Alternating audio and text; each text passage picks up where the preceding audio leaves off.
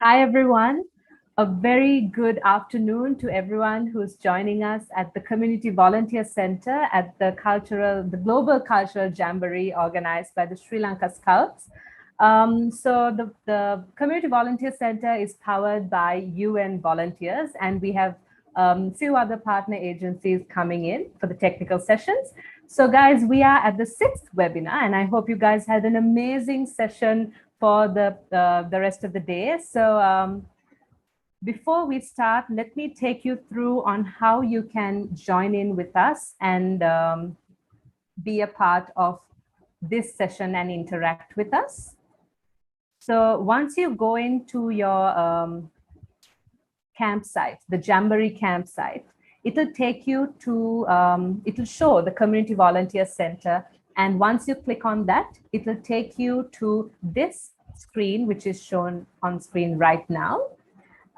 So once you go there, you'll see all the links for the webinars. And here there's a box in the middle, which says, click on this link and keep it open for the webinar.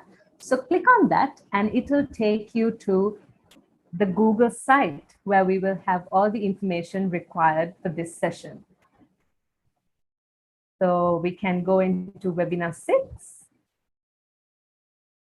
This session is on bridging the digital divide in education. And we have UNICEF in partner with us, and we have an amazing panel. So let me take you through on what this session would comprise of and who will be your panelists for the session.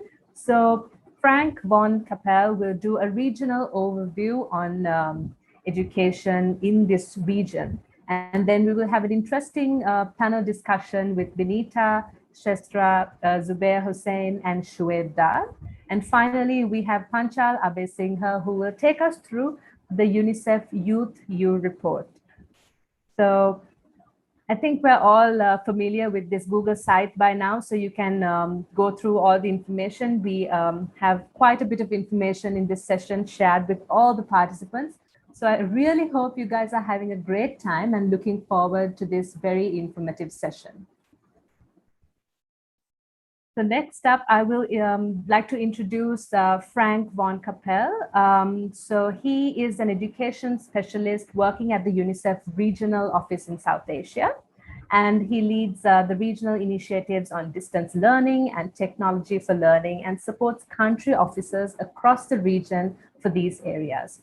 So these include distance learning surveys and research as well.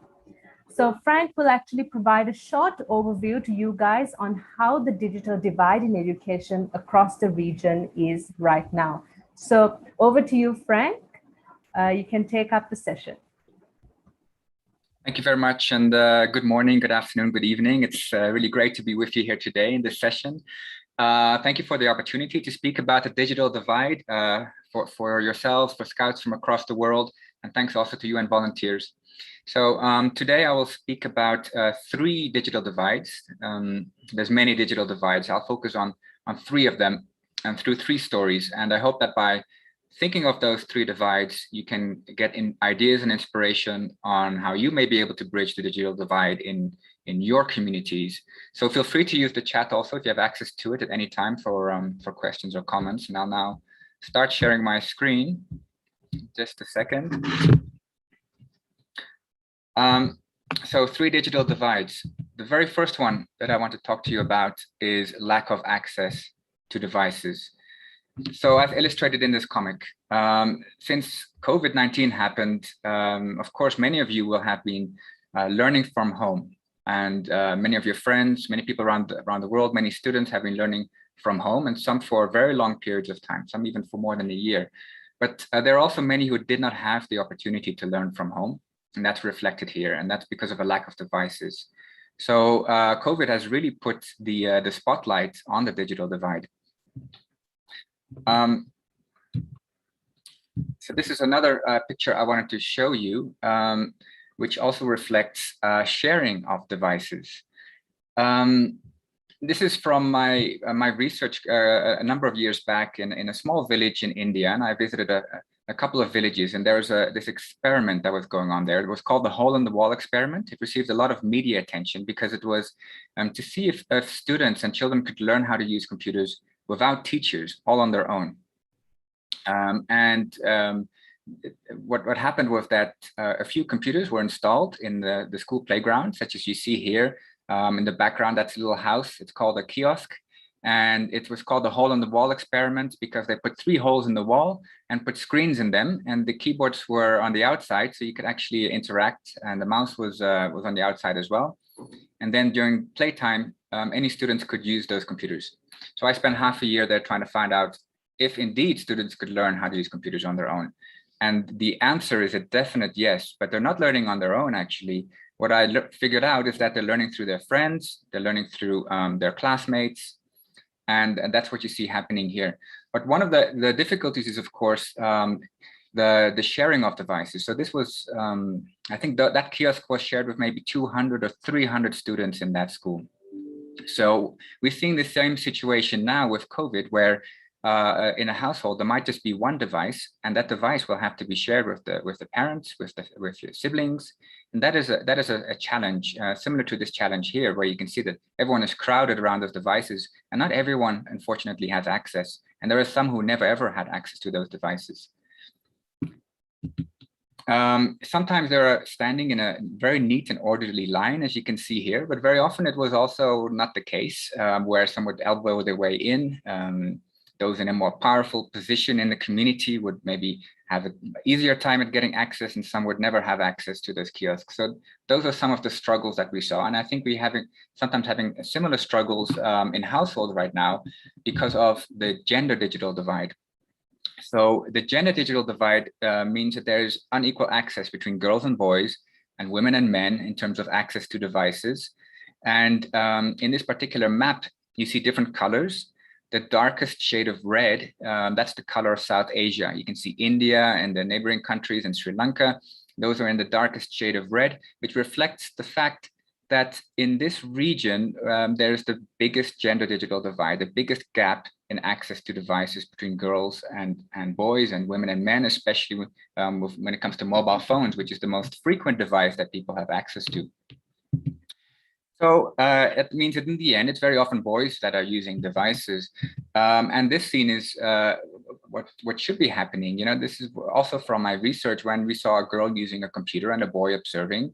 And I think this is an image that captures the bridging of the gender digital divide. And I think you can all play a role in that in your own communities. And I would encourage you to do so. Just a little bit about devices. This might be interesting for those with technical interests in mobile phones, and I'm sure you're all logging in through some kind of device right now, and some of you might be logging in through one of those types of devices. So we have different types of mobile phones, and now what has gone a long way when it comes to bridging the digital divide is the fact that these devices have become so much cheaper and so much more powerful. So now for about the equivalent of about $40 US or more, you can get what's called an Android phone, which you might be familiar with. It's the most popular system in India, at least. I think about 730 million in India have an Android phone, and it has a touchscreen. You have access to a huge app store, and you can use pretty much almost all of them will run on even the cheaper devices, but you'll still be limited to a small screen, something that is quite slow.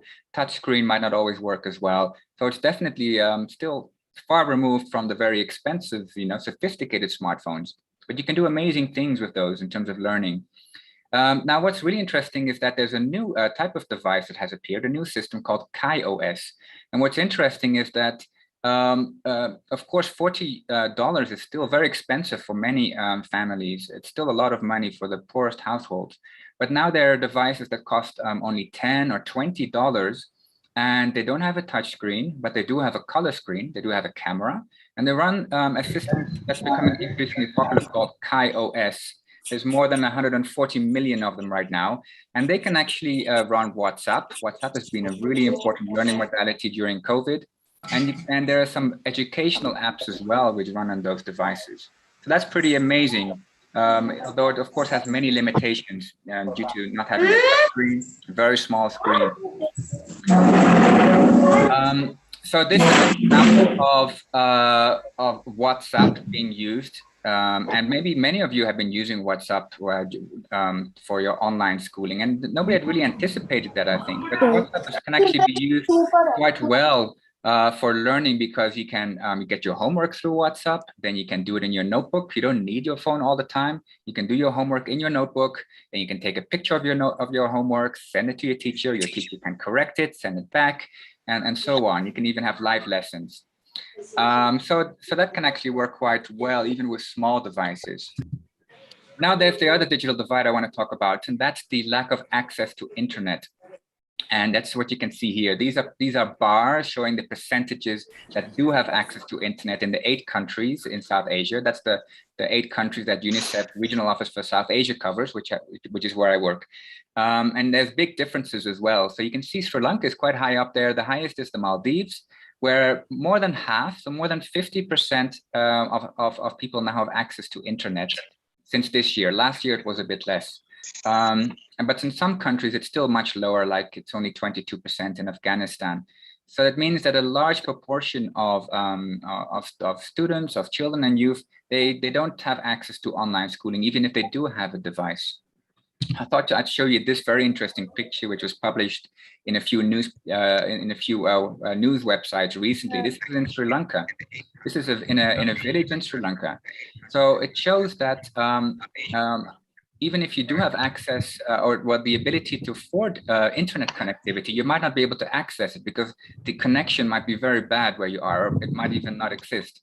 So this shows the incredible commitment of students and teachers to trek for a long distance away from their village, climb up high in the trees to get that internet connection and continue their online schooling. But it shows that some of the struggles that many of the youth have in the region.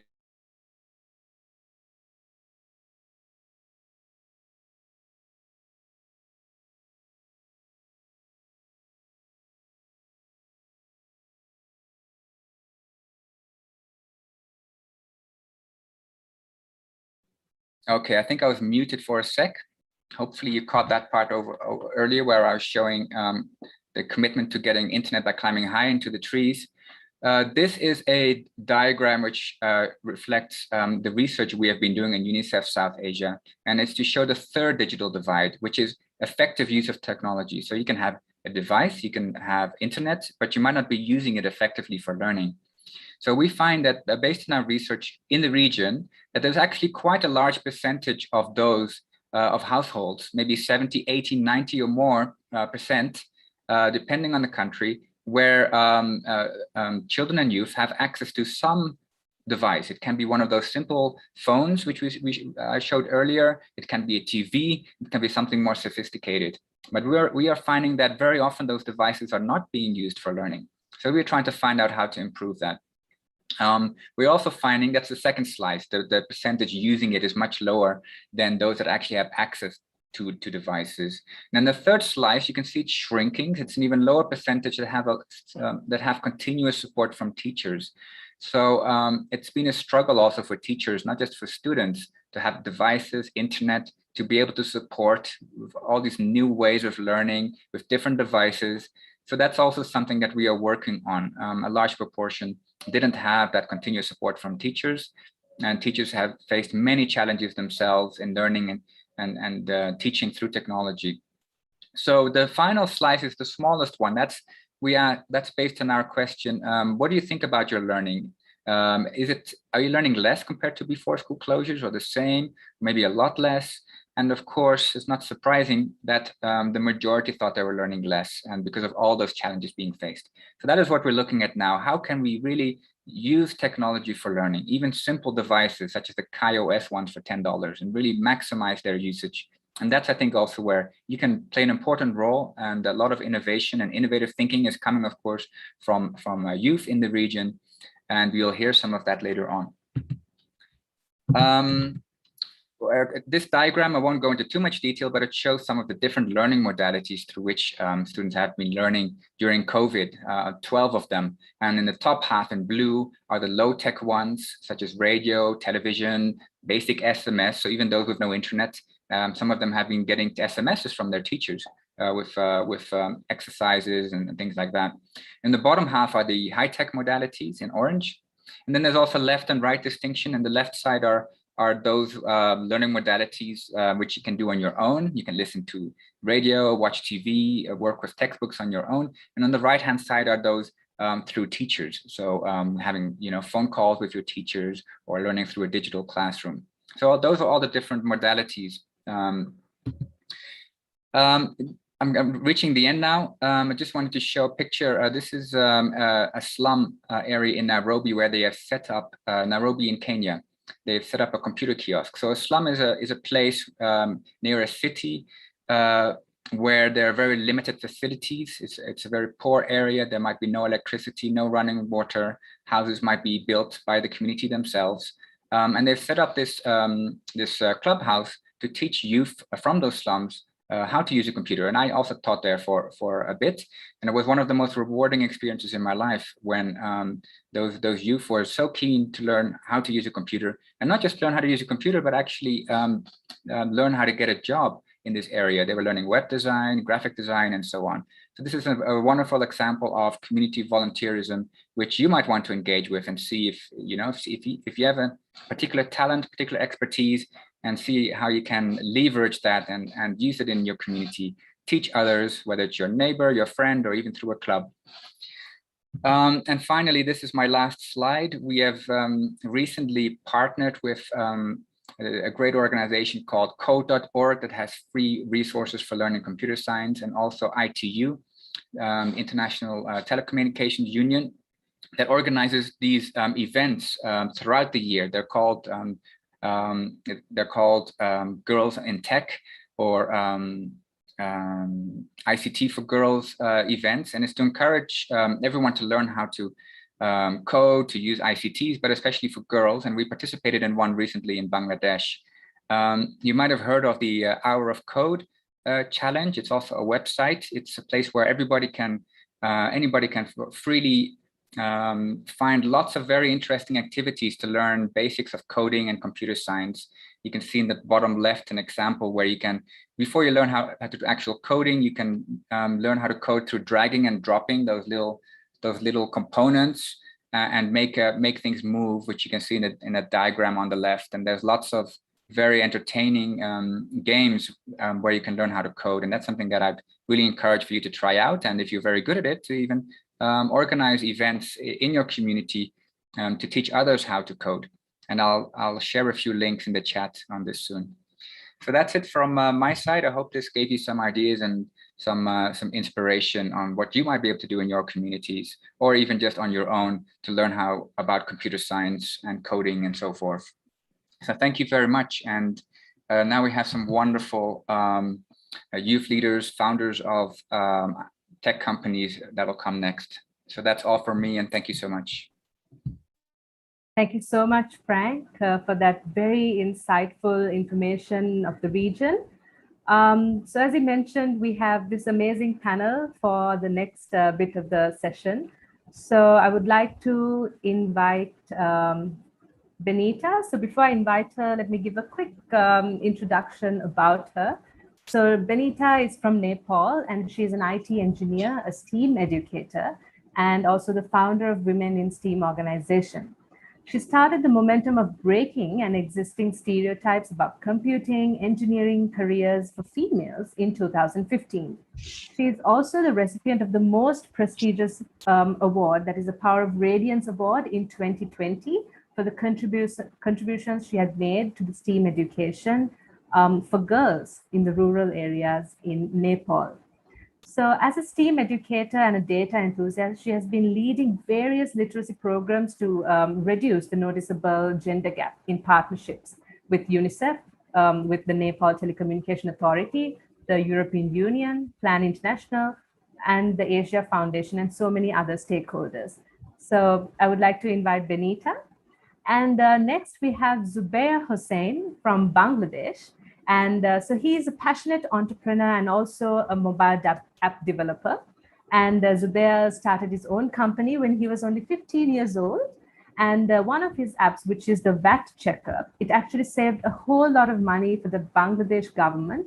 And he has also received so many awards, both national and international, which include ICTA, the APICTA Award, the National Mobile Application Award, and so many others. And from the corporate social responsibility standpoint, he has recently launched an online training platform named Bongo Academy, which serves thousands and thousands of youth to shape up and skill their skills and build their online careers.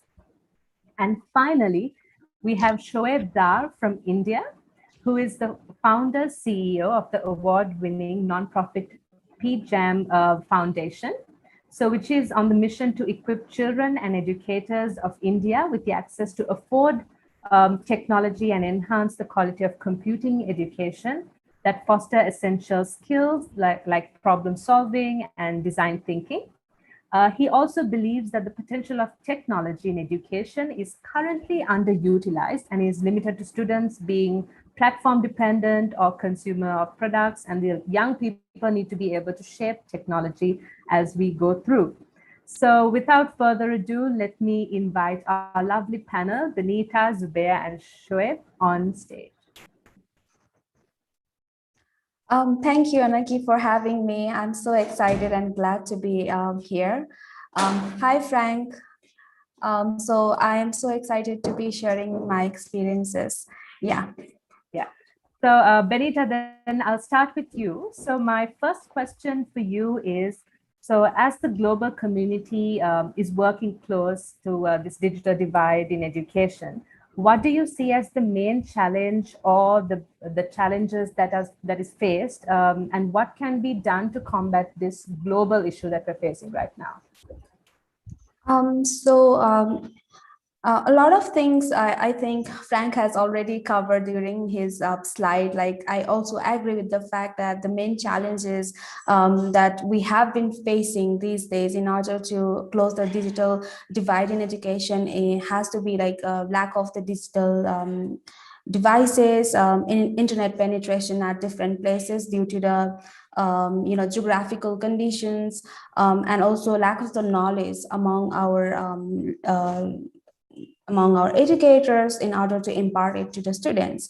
And based on my experience with the rural context in my country, there are many educators who lack knowledge, and they don't understand or they don't know how to use technology on their day-to-day basis and how it can input a lot in their the things they have been doing. And because of that reason, they also sometimes kind of try to stay on their comfort zone, because they have been practicing the primitive method of educating children. So that also the reason, one of the reason that I see. And this also brings us to the question that, are our educators motivated enough or not? So a lot of times, when we go visit at schools, what we find is they kind of stick themselves to certain methodologies, and they are there just to do their part of the work. And also the on top of that, I think there are other reasons, we have a lot of initiatives. We see a lot of initiative in order to close the digital divide, but then the regulation part has a lot of problems and issues going on. Suppose in my country there is this campaign called digital literacy campaign, which is run by government itself, but then that have already covered to, I think, a lot of more than, I think, 900 schools, public schools, and digital devices has been made accessible to those areas. But then the next part is the maintenance and the regulation part. There has the proper management has not been considered at that point. That is also the reason why teachers in one hand are lacking the experiences and knowledge. In other hand, these devices has been installed but not properly used. So whenever we go schools and we wanted to run any kinds of digital literacy campaign, like be it hour of code or other kinds of initiatives like digital literacy, data literacy programs, we have to inform schools some days before we are coming, so that they can manage some time in order to, clean the labs and all that things. And a lot of time we also encounter them picking or bringing the devices and from and reinstalling it just because we are there. And they are also uncovering it, making the room full of dirt. And also students are struggling a lot in order to type even their name. So this also shows that even there are accessibility to the devices, in the training part, in the regulation and maintaining part, there is some gap that we have to come back in order to solve these global issues of digital divide. Yes. Thank you so much, Benita, for that insightful information with your experience. My next question would be to Zubair.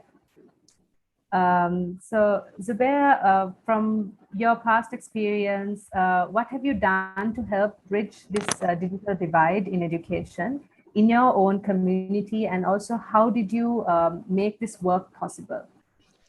Yeah, thank you so much, and thank you very much for inviting me here. I'm very honored to be here. I see wonderful young people are here, and thank you so much. Well, as you mentioned, I started my career. I started my IT company when I was only 15 years old. About 11 years back, I started that. And in that time, internet was, less accessible, and internet was not that much available. So what, what guided me to do so? Actually, my hobby was I wanted to be a hacker. And that's why I started to learn programming. I started to learn programming, and after some couple of time, I realized that with the help of programming, I can solve a social problem. I can be an entrepreneur, and also I can make money. And that time I started my own career and own company. And there's some digital divide in educational learning, like a digital device and internet, as Benita mentioned. But I think the lack of effective use of digital technology and internet, people don't know how to how powerful the internet is, and using this internet you can change your whole life, as I did. I bought my own car at the age of 17, and one of my VAT checkers saved 350 crores of money for Bangladesh government just in 2 years. So always I am trying to make people understand, make the young people understand that you can do whatever you want if you have the internet. And internet, about digital device, it's accessible. It's accessible if people want. It's all about the mentality. So we should work to let people know that using internet is not about browsing the YouTube, browsing the Facebook all the day and time. Using this internet, you can develop some awesome things. You can earn money, and you can also build your own career here. So I am working on this. Recently we have launched an academy called Bongo Academy, and in this academy we are engaging young people especially, and we are giving them training, and we are letting them know that how to earn online, how to develop their skills. And young people who are present there, I want to say that believe in yourself, that you can do whatever you want using internet. And let your community know that internet is not about browsing the YouTube and browsing the Facebook or social network. It's all about you can build your own career also. So I think effective use of technology, if we ensure that if we can make our people understand that using this internet and using this technology, you can build your own career, you can earn money, you can learn new things, then it will be very much, in recent time about Bangladesh, internet in rural area, internet is slower because broadband internet is not available.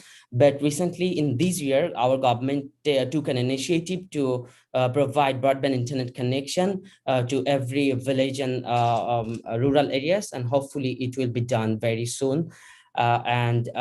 Actually, my message is to the young people that using internet, build your own career, build your skills, and motivate others to build their skills. Thank you so much for those words of wisdom for the upcoming entrepreneurs and also everyone who's looking for new things to do and help the community. So my question, I would turn towards Shoaib for this question.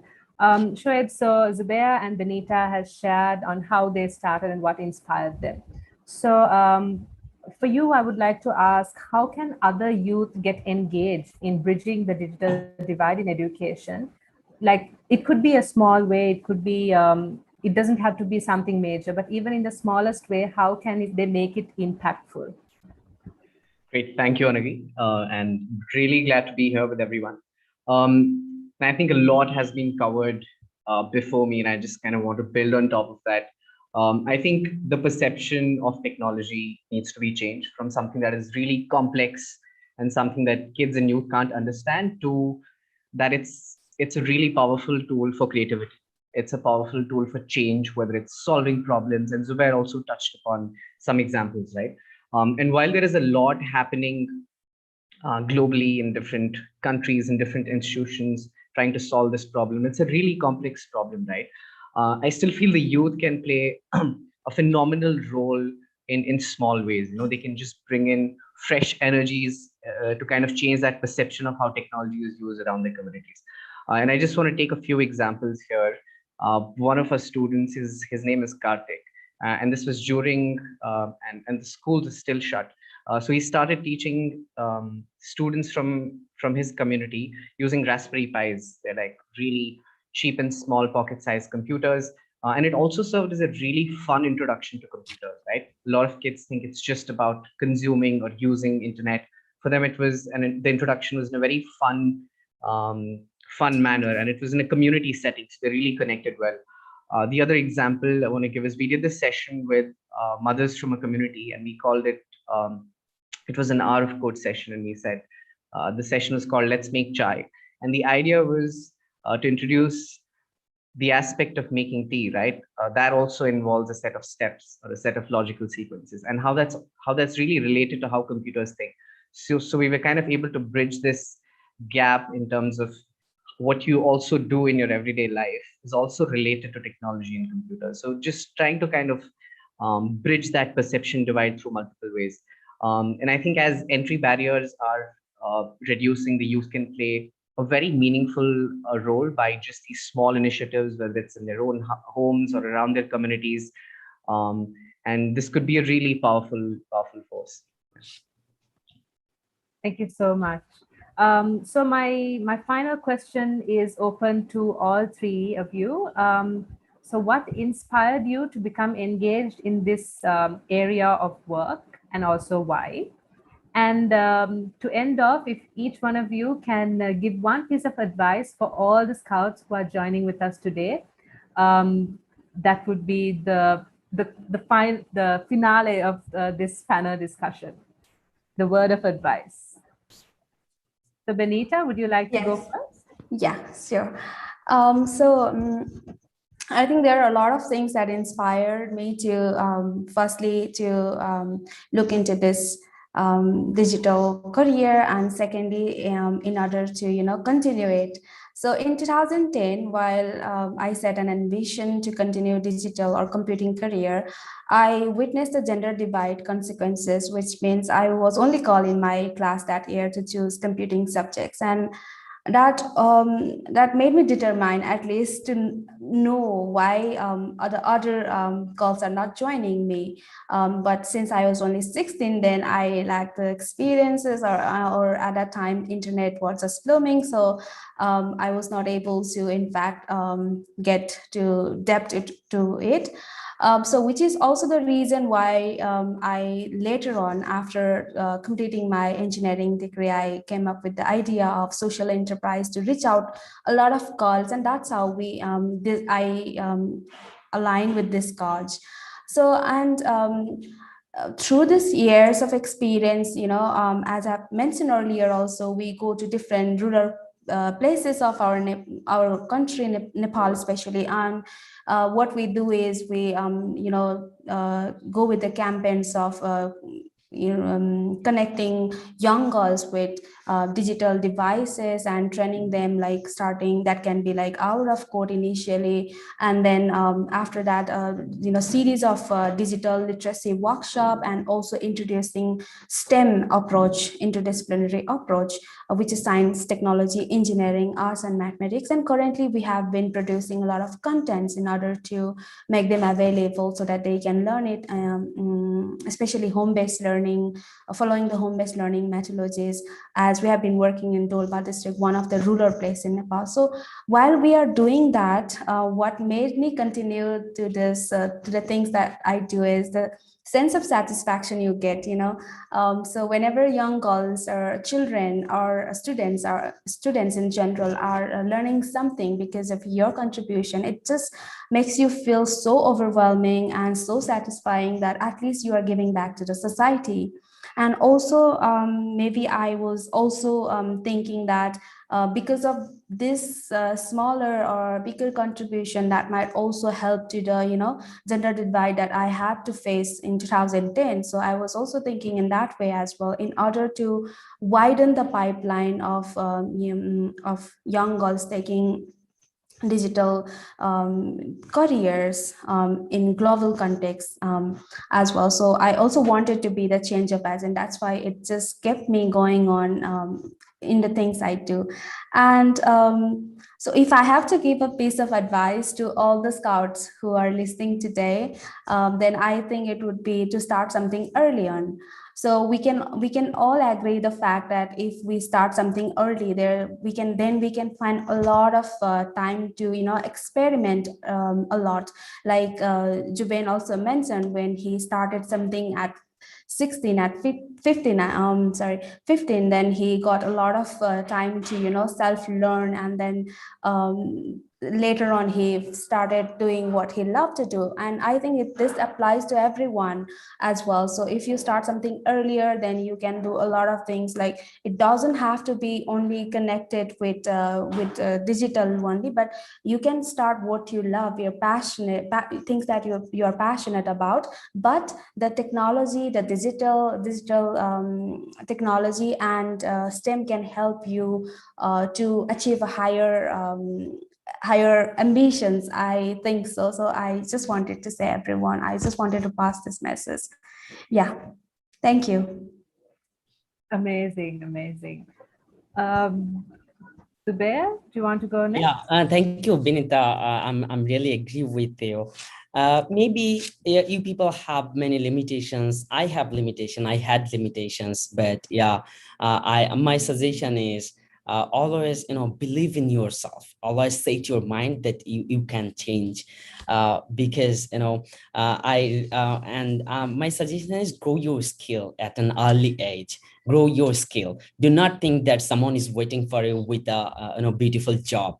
Do not think like that. Just grow your skill and build your career by yourself, and be a change maker. If you for example, if you want to learn Android app development or mobile apps, if you are a mobile app developer, then you can solve a social problem as I did, and you can earn money, you can serve the nation, and you can also change the whole world. So start earlier. I have many students who are only going to schools, class 9 or 10. I have many students and they are doing amazing. My suggestion is, do not, why will you just play a game online? You just build a game.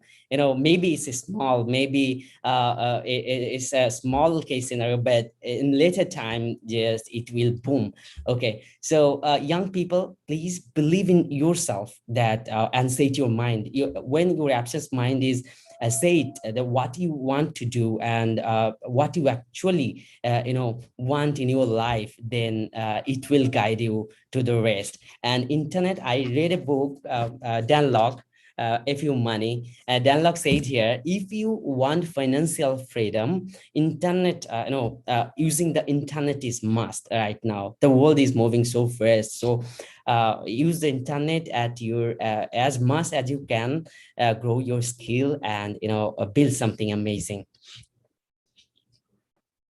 Thank you so much. Shoaib? I think there's not a lot left for me to cover, but personally for me, the driver was being a participant in the world that we live in, right? Not just being a passive observer and a consumer. And look, technology affects everybody, regardless of what we do and where we are. It's embedded in our society, our thinking, and the decisions that we take. So this idea that being a participant, being an active participant, and enabling others to be that participant rather than just being distant from how the world works. I'm not much for advice, but I think trying anything at an early age and just learning from it, and also treating, and I think this is for us, right? Treating students as adults and giving them that freedom to make those mistakes. They know their context really well. Anybody can start small. And I think there's enough problems in our communities.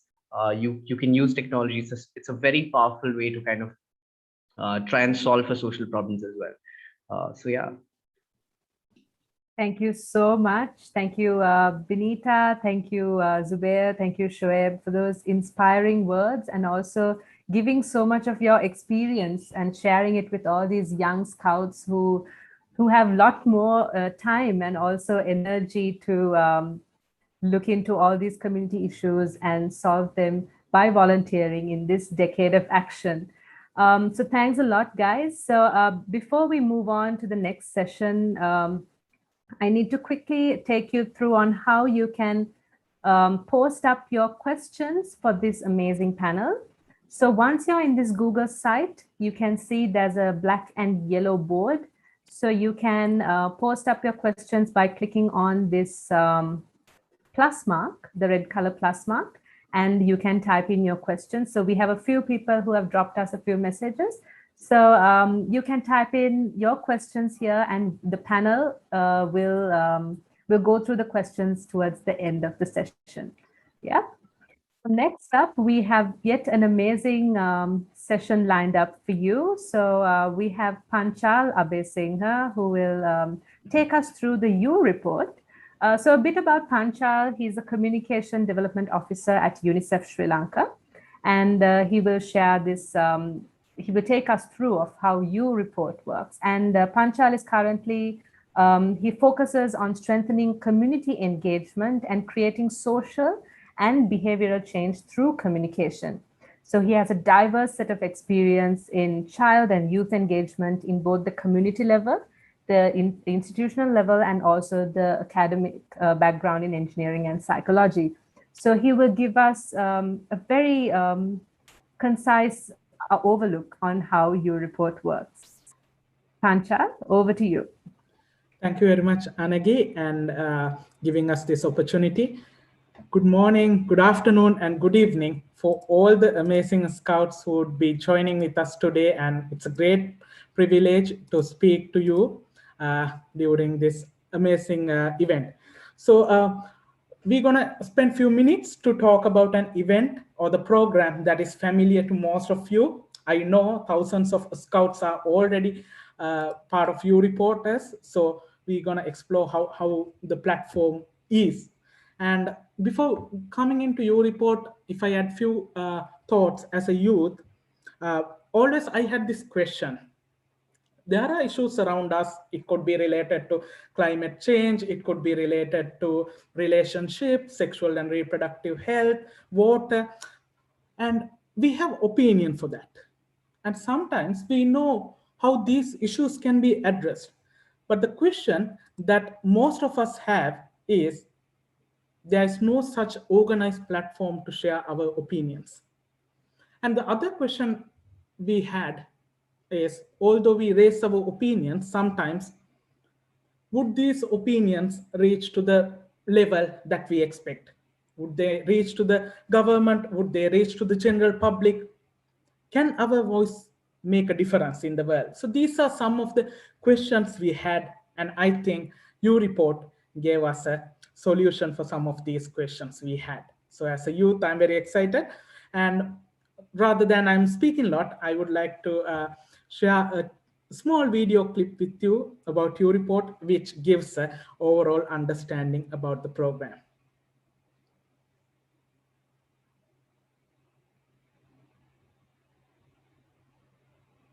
We had lots to say. Report gave us a voice, a platform to influence decisions, to shape our future. Starting in Uganda, Report has moved across the world, connecting us to information that can change our lives. Now, there's over 30 million of us across 76 countries. Throughout the last 10 years, millions of reporters have spoken up on hundreds of issues that really matter and receive timely information in emergencies. Together, we've influenced policy making and government action. Together, we have helped people all over the world to know more about HIV, Zika, climate change, and gender-based violence. Together, we are boosting vaccine confidence and promoting immunization using chatbots and polls. Today, over 13 million new reporters have access to key information about COVID-19 and how to protect themselves and others. And tomorrow, you reporters will keep on providing life-saving information to displaced communities in countries around the world. I joined because I have things to say. Because it's time that people know my side of the story. Because being a reporter means being in the know. Because it means I get up-to-date information about the issues that I care about. I joined Report to be a part of a community with impact. Real impact. Together we are the people that drive change. Porque el cambio es ahora. We are the change makers of today and tomorrow. We need to talk about things that matter to us. Because who is going to say something if we don't? It's time to add your voice, because your voice matters.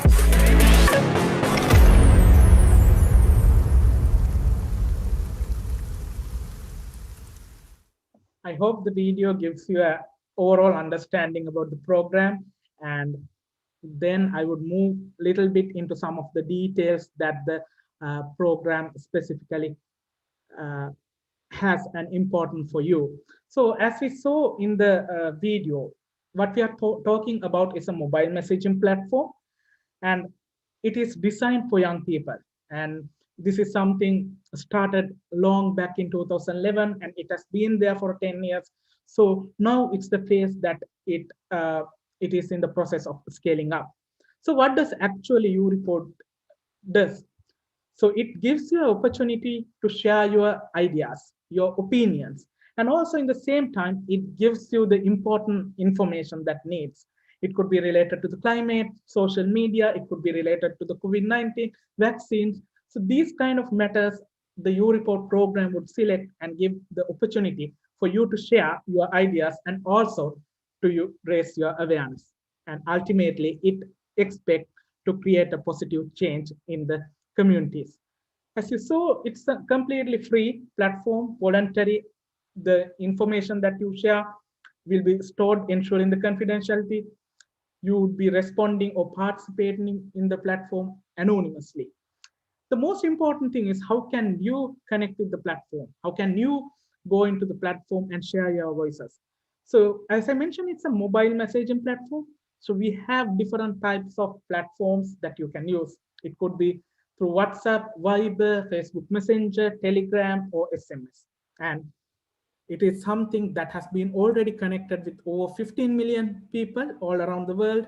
And in every 30 seconds, a new person would be joining with the platform. So it's something growing and something that as scouts, you should join. Over to the next slide. Yeah, so the next question, okay. if we are interested to join with you report, and what sort of engagement modes, so what sort of options it provides us to share our opinions. So the first one is polls, or I would say it's a short survey.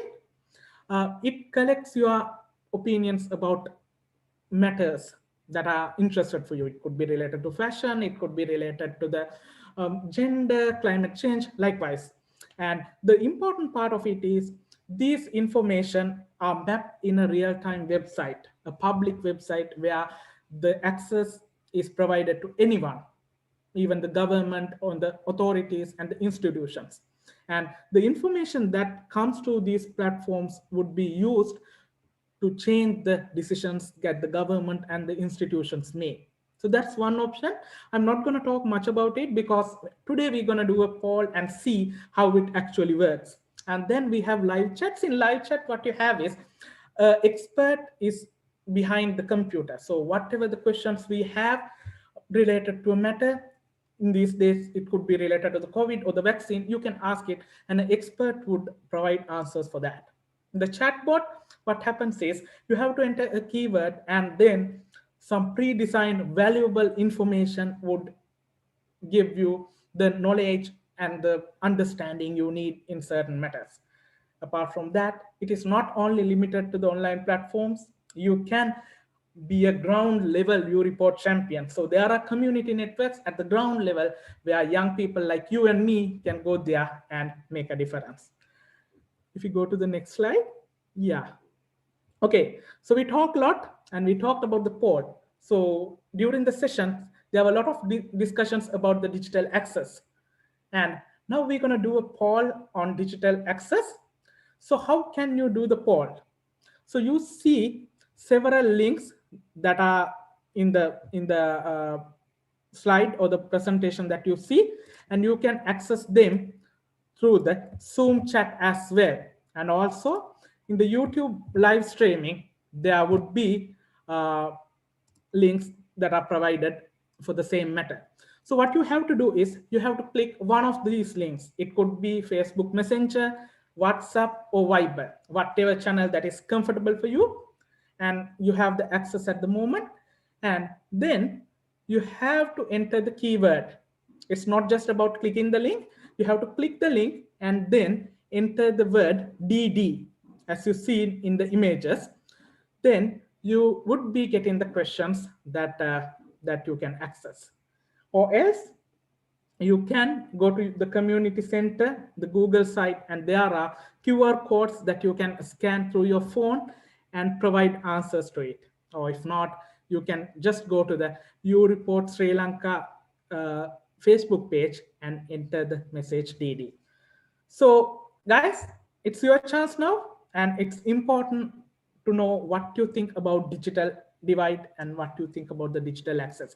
So the links are in the Zoom chat or your YouTube live chat or in the community site. So just click one of them and make sure that you enter the word DD, otherwise it would not start. So we'll allocate few minutes for all of you to give your opinions. Yeah, we are seeing a lot of responses and over 100 people have shared their responses now, and you guys can also respond to these questions.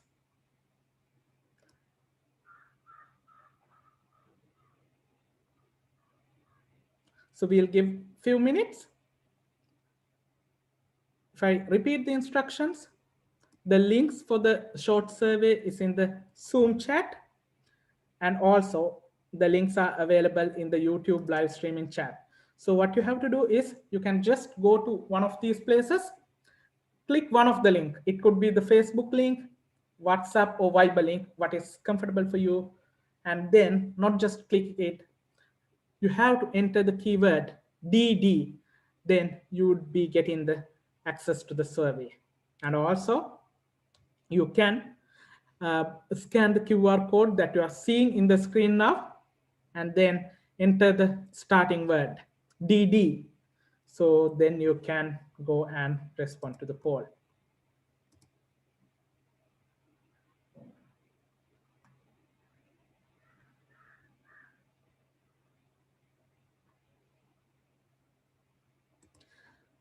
it's interesting to see that a lot of people are already started the poll. So make sure you give your opinions, because this information that you shared with us today, we would be sharing with your Scout associations and the organizers of the event. And it's important that you give your opinions, because every voice make a difference.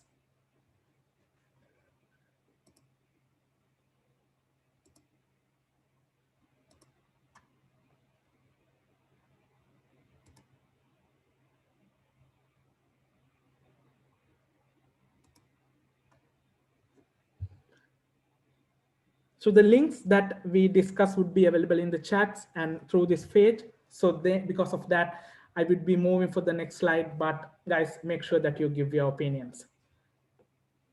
If you go for the next slide. Yeah, okay. So after you respond to the poll, make sure you connect with your report. World Organization of the Scout Movement is a key partner of U-Report, and currently over 500,000 Scouts are active U-Reporters. So why not you? So make sure that you connect with the platform. So how can you connect with the platform? So you have the U-Report Global Facebook page. You can go there, like and follow the page. And you have the country-specific polls. As an example, the U-Report Sri Lanka page. Likewise, there are country pages for other countries as well. So make sure you go there and follow them and give your opinions, because your voice matters. Thank you.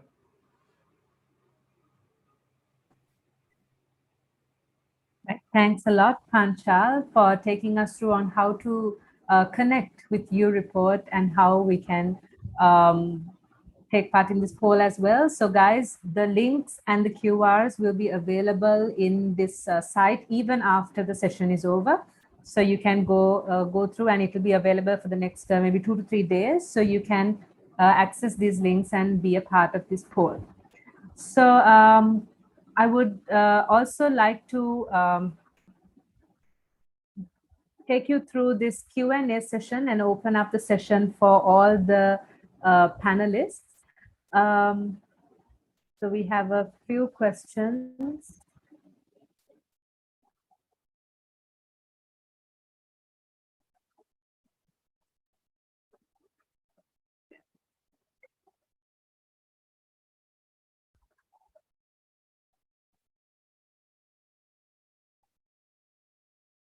So one of the questions is, as a scout, so we'll take a few questions because we're running out of time. So one of the questions is, how can the scouts make optimum use of technology? So if we can take this question, and maybe if all the panelists just quickly chip into this question. Yeah, can we start off with Frank? Sure. Sorry, can you please repeat the question? Yeah, so they're asking, as scouts, how can they make optimum use of technology? I think, yes, just in general, I think I saw a few questions similar to that, which is what can we do and how can we help? I think there's a lot of different things that you can do, and maybe other panelists can have other ideas as well. But I think one of the big problems that we are facing, especially in our region with so many languages, is that the internet still is predominantly in English. So if you speak English and another language, or maybe even 2 or 3 other languages, I think you can do a lot in terms of translating what is out there, creating YouTube videos, instructional videos in languages other than English. I think that's a big one. And I think there was also a similar question around, yeah, what can we do in terms of bridging digital divide? It's also, if you do have an old device that nobody's using, give it away, organize a collection through your school. So that's just maybe 2 pieces of advice, and others might have more to add. Yeah, Benita? Yeah, so I think since Scout is such a huge network, the network itself is itself can be used in order to spread out the message of like how the technology can be used. For example, like if there is something like we do out of code or some kinds of digital literacy, introducing how to start how to do some programming, start with programming language, suppose that can be also the thing, or other things like how to use a spreadsheet, or maybe how to make a presentation and things like that. So if someone knows about it, I think sharing those kinds of skill set within the network itself can have a lot of ripple effect. And I think since it's, again, I'm coming back to the network itself, since we all are contributing to the digital, in order to close the digital divide, I think the since because of the network, huge network, they can act as the change, act as a agent of change itself. Yeah. Right. Shoaib and Zubair, I'm so sorry. We won't be able to hear your view on this because we're running short of time. So thanks a lot for all the panelists who join us from all around the world, and all the scouts who joined in for this session. So join us in our final session today at 8 p.m. That is at Sri Lanka time, to join us, and we will tell you how you could connect all this technical information that you gathered into the design thinking model, and how you could volunteer in your community. So guys, I'll see you at 8 p.m. today, Sri Lankan time. Until then, I'm Anagi signing off from the UN Volunteer Center.